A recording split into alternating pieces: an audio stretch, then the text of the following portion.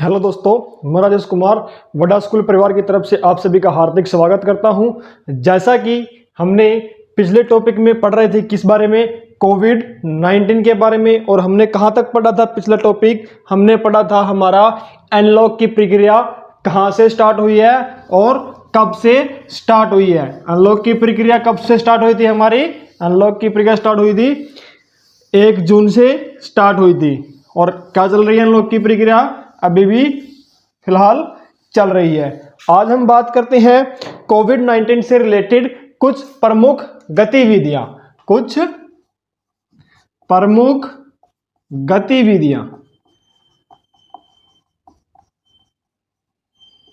क्या क्या गतिविधियां हैं? सबसे पहले है कि हमारी सरकार ने एक ऐप लॉन्च की है। कौन सी ऐप लॉन्च की है? आरोग्य सेतु ऐप। कौन सी ऐप लॉन्च की थी? आरोग्य सेतु ऐप। इस ऐप में क्या था? इस ऐप में है कि हम अपना सेल्फ टेस्ट भी दे सकते हैं, खुद का टेस्ट भी दे सकते हैं। और टेस्ट लेंगे तब वो क्या मांगेगा? इसमें नंबर 1 तो अपने को अपने फोन की क्या करनी होगी? लोकेशन। क्या चीज? लोकेशन को ऑन करना होगा। दूसरा हमें क्या करना होगा? जो हमारा ब्लूटूथ है, इन दोनों चीजों को 24/7 आवर्स, 24 आवर्स 7 दिन क्या करना होगा? इस दोनों लोकेशन को ऑन रखना होगा। इससे क्या होगा कि हमारे आसपास जो भी कोविड-19 पेशेंट्स हैं उनका हमें पता चलता रहेगा। दूसरी बात, हमें ये बताता रहेगा कि हमारे एरिया में इतने दायरे के अंदर क्या है, कोविड-19 पेशेंट्स है या नहीं है। और जब हम इसका टेस्ट देते हैं तो ये हमसे कुछ सवाल पूछता है। उन सवालों के हमें जवाब देने होते हैं और उससे हमें पता लगता है कि हम सेफ हैं या फिर हम भी किसी का शिकार हुए हैं। अब बात आती है कि ये जो आरोग्य सेतु ऐप है, इस ऐप का लॉन्च जब हुई थी, ये कब लॉन्च की थी? ये हमारी लॉन्च हुई थी 2 अप्रैल 2020 को। कब लॉन्च हुई थी ये? 2 अप्रैल 2020 को। इसके बाद दूसरा क्या है हमारा? नंबर 2 पे कौन सी गतिविधि है? नंबर 2 पे है नमस्ते ओवरहेड शेक अभियान। नमस्ते ओवरहेड शेक अभियान। नमस्ते ओवरहेड शेक अभियान। ये जो हमारा अभियान है नमस्ते ओवरहेड शेक अभियान, ये कहां से स्टार्ट हुआ था? ये हमारा स्टार्ट हुआ था, एक बार बताओ मुझे, कि नाटक कौन करते, ओवर एक्टिंग कौन करते हैं? ओवर एक्टिंग कौन करते हैं? जो नाटक करते हैं या फिर जो फिल्म बनाते हैं। आपने देखा होगा फिल्मों में कई बार ओवर एक्टिंग ही आती है, सब चीज ओवर एक्टिंग होता है। तो बताइए ओवर एक्टिंग कौन करते हैं? जो नाटक करते हैं। तो नाटक कौन करते हैं? नाटक से कर्नाटक। मतलब नमस्ते और हैंडशेक अभियान में क्या था कि किसी से भी हम मिलते हैं तो उसको दूर से ही नमस्ते करो, उससे हाथ को नहीं मिलाना होता। इसके बाद में था कि भारत का सबसे बड़ा क्वारंटाइन सेंटर, भारत का सबसे बड़ा सेंटर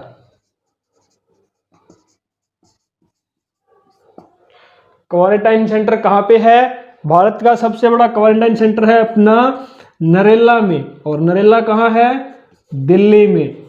और इस सेंटर को कौन हैंडल कर रहा है? इस सेंटर को हैंडल कर रही है अपने देश की आर्मी।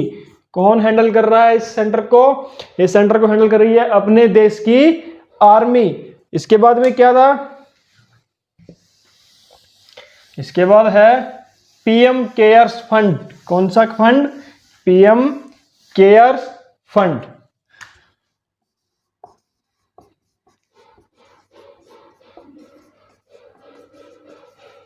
पीएम केयर्स फंड, ये जो फंड लागू हुआ था, ये कब लागू हुआ था? ये हमारा लागू हुआ था 28 मार्च को, 28 मार्च 2020 2020 को लागू हुआ था। इस फंड में क्या है, इस फंड में आप कितना भी पैसा दान कर सकते हो अपनी मर्जी से। आप 1 रुपए से लेके जितना आप दान कर सकते हो उतना इस फंड में दान कर सकते हैं।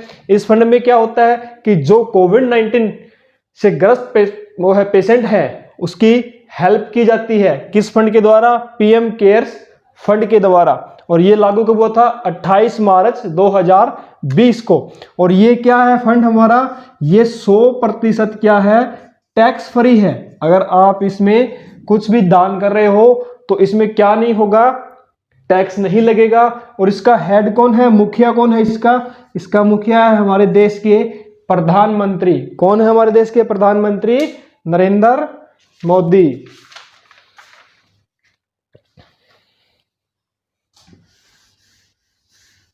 इसके बाद मुझे एक बात बताओ कि हमें, जब हम देख रहे हैं कि भारत के अंदर ये कोविड-19 फैला है, ये बहुत तेजी से फैल रहा है और बहुत तेजी से फैल रहा है, तो हमें सबसे ज्यादा किस चीज की जरूरत पड़ी थी?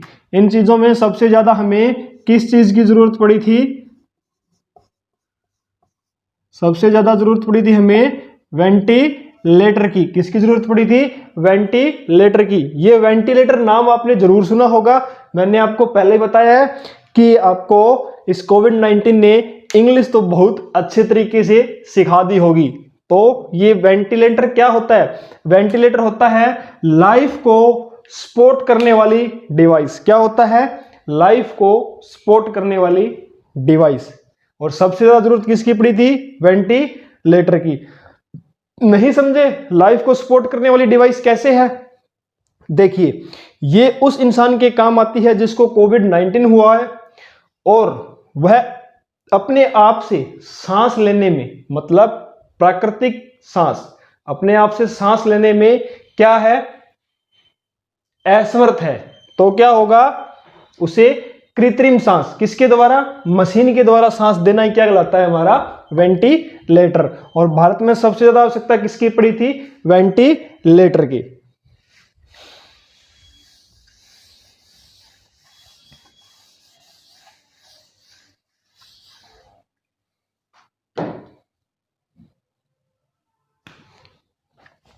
इसके बाद में था कि आत्मनिर्भर भारत। कौन सा भारत?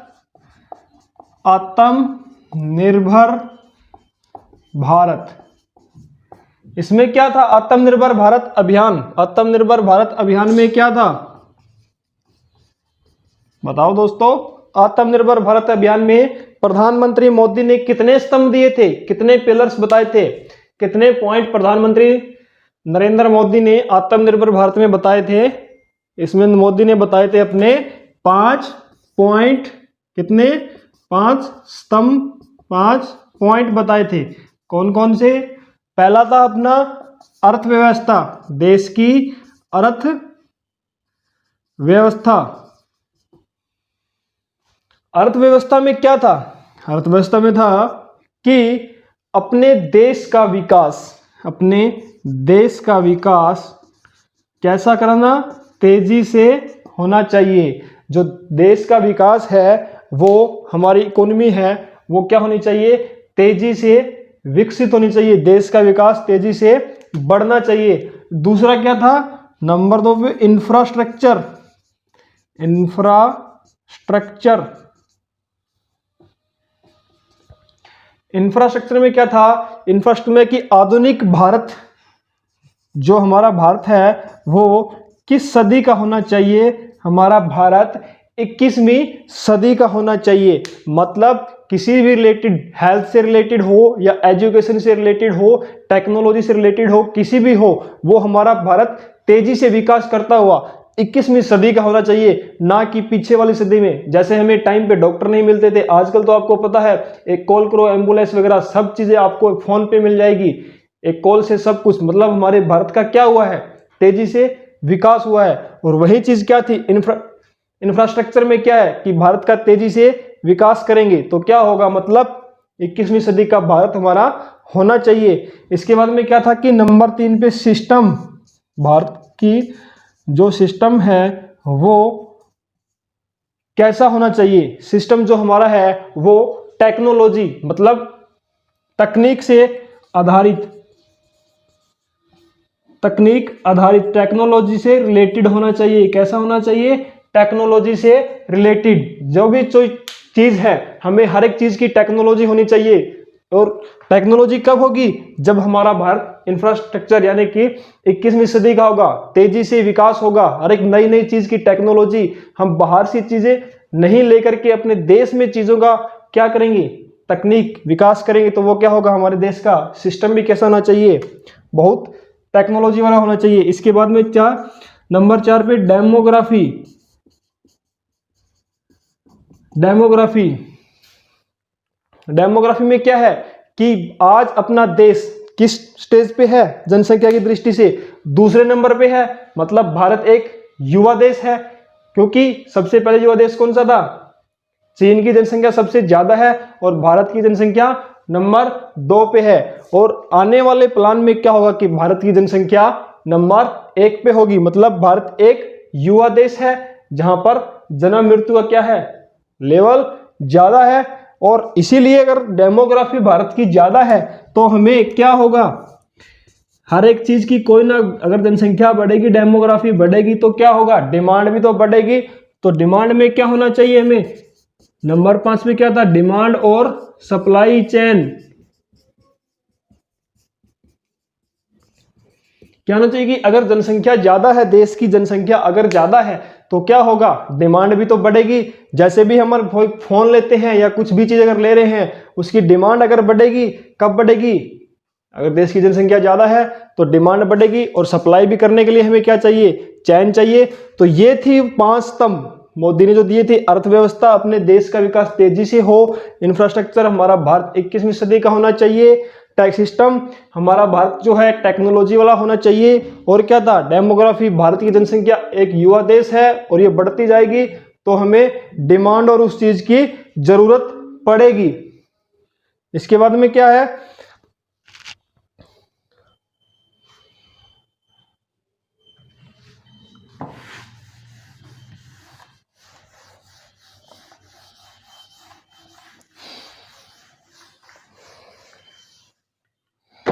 अगला था हमारा कौन सा अधिनियम? वंदे भारत मिशन। कौन सा था?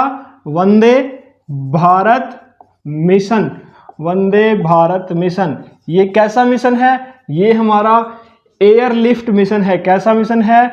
एयरलिफ्ट मतलब ये हवाई जहाज वाला मिशन है। इस मिशन में क्या हुआ था?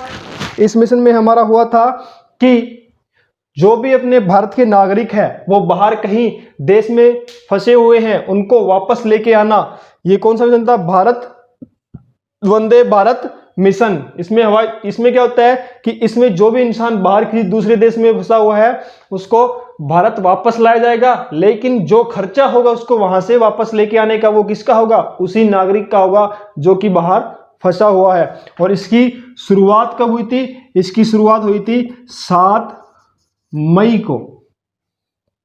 7 मई को। अगला था कि कोई भी भूखा न मरे। कोई भी भूखा ना मरे। इस नियम की शुरुआत किसने की थी? इसकी शुरुआत की थी राजस्थान सरकार ने। किसने की थी? राजस्थान सरकार ने। कहां से? धौलापुर से। राजस्थान सरकार ने कहां से शुरुआत की थी? धौलापुर से। धौलापुर से इसकी स्टार्ट की थी। किसने? राजस्थान सरकार ने। कि कोई भी व्यक्ति क्या नहीं होना चाहिए? भूखा नहीं मरना चाहिए। आप हमारे साथ लगातार बने रहिए, बाकी हम बात करेंगे अगली क्लास में। तब तक आप हमारे साथ जुड़े रहिए। अगर आपको ये वीडियो अच्छी लगी है तो इस वीडियो को लाइक करें, अपने दोस्तों के साथ शेयर करें। जय हिंद, जय भारत।